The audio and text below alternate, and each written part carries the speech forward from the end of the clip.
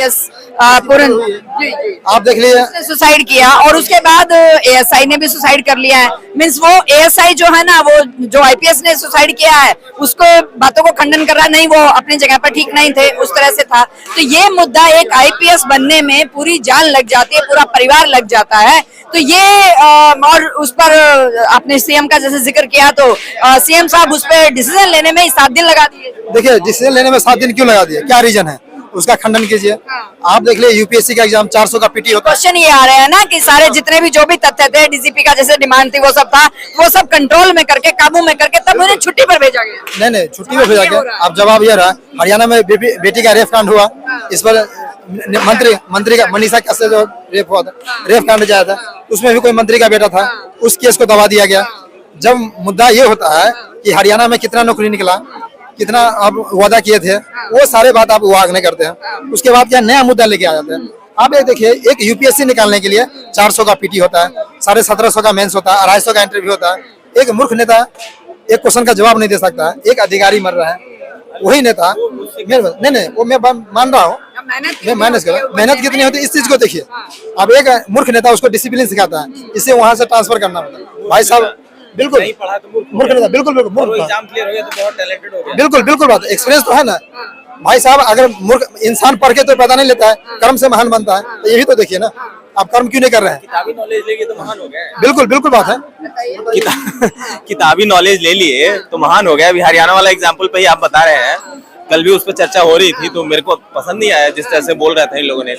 अब इस देखिए, आज ही के अखबार में उसी बंदे के लिए एक एएसआई ने आत्महत्या करी और उसका सारा भंडा फूट गया। हम समझ रहे थे कि कुछ न कुछ गड़बड़ है।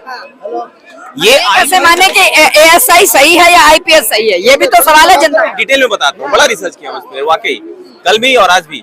देखिए, एक आईपीएस ऑफिसर है, वो भी ब्यूरोक्रेट है, मतलब 2001 आईएएस है, हाँ 2001 बैच का है, 25 साल से वो इस जॉब में है और उसको पता नहीं, मतलब खुद कानून का इतना बड़ा रखवाला, सीधा सुप्रीम कोर्ट में रिपोर्ट करते हैं ये लोग, और इसको इसका सीनियर अधिकारी पुलिस ऑफिसर ही उसको इतना प्रताड़ित किया कि वो सुसाइड किया।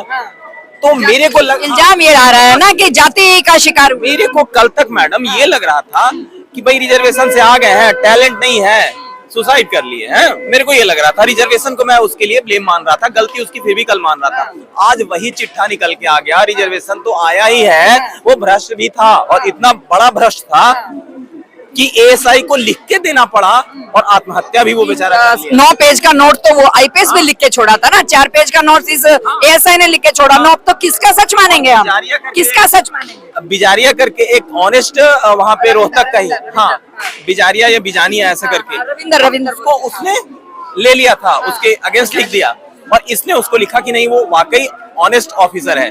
तो जो ऑनेस्ट है उसको फंसा के वो चला गया।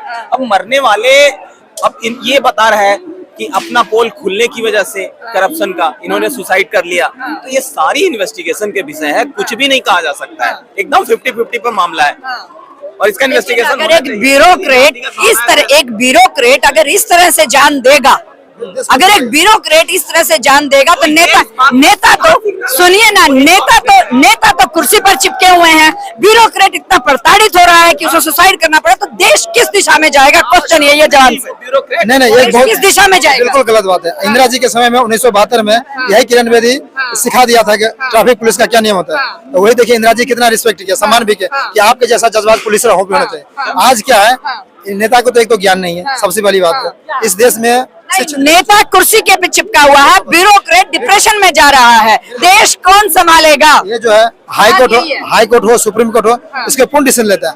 आज देख लिए सुप्रीम कोर्ट पर जूता बरस जाता है। इसका मतलब क्या है कि इसका मतलब क्या है कि देश का कानून व्यवस्था कैसा है। कानून व्यवस्था जब तक आप डिसीजन नहीं लेंगे, भाई भतीजावाद छोड़ दीजिए, जब तक आप स्ट्रॉन्ग डिसीजन होना चाहिए। आईपीएस तो कानून व्यवस्था ही संभाल रहा है, कानून व्यवस्था समझ जाए, कानून व्यवस्था संभालने वाले को ही सुरक्षित न हो तो आम नागरिक का कैसे सुरक्षित होगा? सवाल यही है, सवाल यही पूछ रही है जनता। सवाल तो जनता पूछेगी ही, जब वो खुद पुलिस सुरक्षित नहीं है, आईपीएस अधिकारी सुरक्षित नहीं है, तो भाई साहब हम आप कैसे सुरक्षित रहोगे? आईपीएस के अधिकारी के लिए जो डिमांड की गई उनके आईएएस ऑफिसर की तरफ से, उनके समाज की तरफ से 7 दिन लगा दिए वहां की सरकार ने, वहां के सीएम ने, छोटा मोटा भी डिसीजन लेने के लिए। ये चीज है। तो एक आम नागरिक कैसे भरोसा करेगा कि हम रिपब्लिक लोकतंत्र में फुल सिक्योरिटी के साथ यहाँ पर सरवाइव कर पाएंगे? 7 दिन क्यों लगेगा? अगर प्रधानमंत्री की यही यात्रा होगा तो 2 घंटा 4 घंटा में कंप्लीट हो जाता है, लेकिन एक अधिकारी का 7 दिन क्यों लग गया? क्वेश्चन भी होना चाहिए, आपके पास तैयारी क्या है? इसका मतलब कुछ नहीं हुआ, पोस्टमार्टम क्यों नहीं हुआ, सीबीआई जांच क्यों नहीं हुआ? तमाम जांच हो जाए। आप दूसरे को पूछने के बजाय आपके परिवार से जांच कीजिए, परिवार से पूछिए।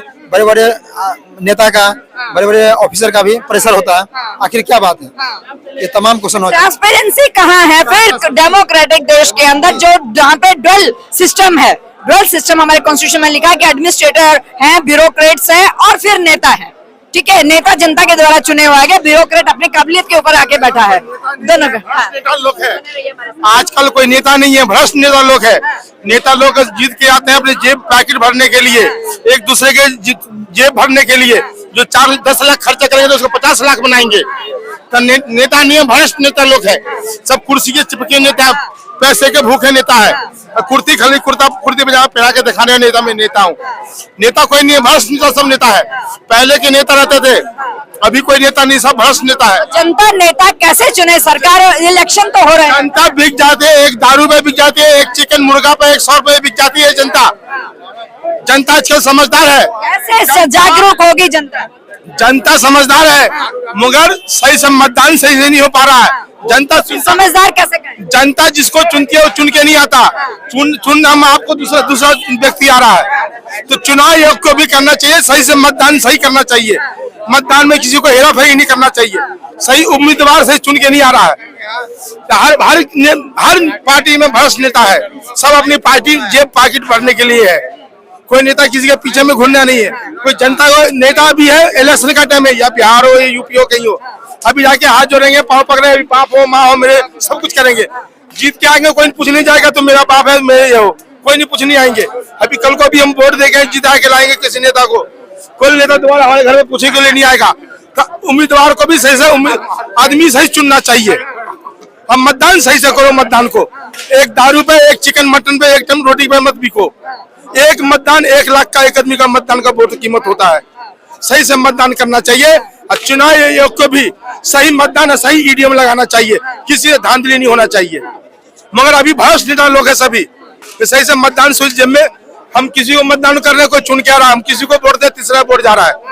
ये सब हेरा फेरी हो रहा है इस टाइम, तो इसलिए हम किसी पार्टी के लिए नहीं। ये चुना किसी को जा रहा है, वोट किसी को जनता किसी को चुन रही है, और ईवीएम के थ्रू, इनका कहना है, जनता का ही कहना है कि ईवीएम के थ्रू चुन के कोई और आ रहा है, वोट किसी और को।